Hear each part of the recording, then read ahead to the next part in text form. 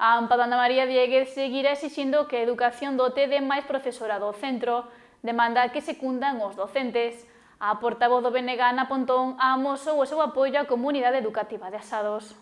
A portavoz do BNG, Ana Pontón, achegouse onte a Rianxo para coñecer en primeira persoa a situación que está a vivir o alumnado, as familias e os docentes de Ana María Dieguez. Os estudantes do centro regresaron ás clases o pasado venres logo de 3 semanas de protestas sen acudir ás aulas pola falta de profesorado e de especialistas que garantan un acceso á educación igualitaria a todo o alumnado. Incorporámonos exactamente igual que marchamos no mes de xuño, non tuvemos ningunha incorporación, nin tampouco ata o de agora tuvemos resposta a ningunha por parte da Consellería. O sea que estamos exactamente igual. Na tarde de onte, membros da AMPA deronlle a coñecer a situación do Colexio A Pontón e a diversas deputadas que se achegaron a Ana María Dieguez e agradeceronlle a súa disposición. Nos parece positivo, tanto por este partido como por outros que poidan vir. E nós seguimos fortes, seguimos unidos.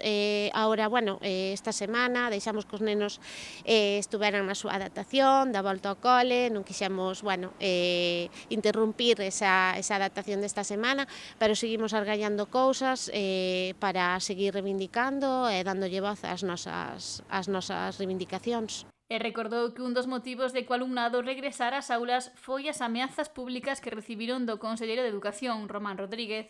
Hai que ter responsabilidade, as familias, claro, estaban preocupadas, os nenos tiñan que botar ao cole, eso era unha realidad, así que, a pesar de que as familias non querían volver, eso hai no que decir, pero, facendo un exercicio de responsabilidade, voltaron os nenos ao cole, a pesar de que, non teñen a ben sentarse con nós, que nós queremos decir e deixar claro que en todo momento nós fomos moi conciliadores, sempre de boas, pretendendo que nos escoitasen, de que se sentaran con nós e co centro, a ver esos números, a ver que recursos podíamos negociar, pero eles, nada, non tuveron a ben de recibirnos, con esas ameazas, pois tampouco que entendemos moi ben, pois é o único que temos, esa é a realidade. Agora, a AMPA traballa para seguir mobilizándose e amosando a realidade do centro para loitar por ter o persoal docente preciso. Iremos facendo informes para elevar á Consellería, aos departamentos correspondentes, para seguir de maneira interna reivindicando eses recursos que nos faltan e, consensuaremos, como sempre, coas familias as accións de protesta a seguir. A voceira do BNG destacou o labor da AMPA e de toda a comunidade educativa de Asados pola súa defensa do ensino público. Algo tan importante como é que os nenos e nenas que teñen necesidades educativas especiais teñan a atención que merecen e, sobre todo, a atención que teñen dereito, porque o que estamos vendo aquí é un auténtico sinsentido e é absolutamente impresentable que teñamos a un goberno do señor Rueda que ano tras ano fai que as familias que teñen nenos e nenas con necesidades educativas especiais teñan que sair á rúa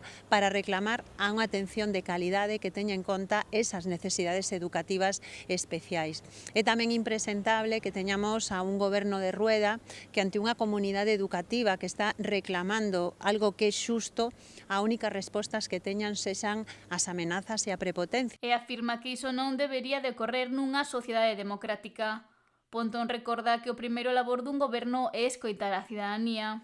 Sobre todo, cando a petición que están facendo as nais e pais de Asados non é máis que a petición que fixo o propio centro educativo de cales eran os recursos necesarios para poder atender toda a demanda que ten este colexio.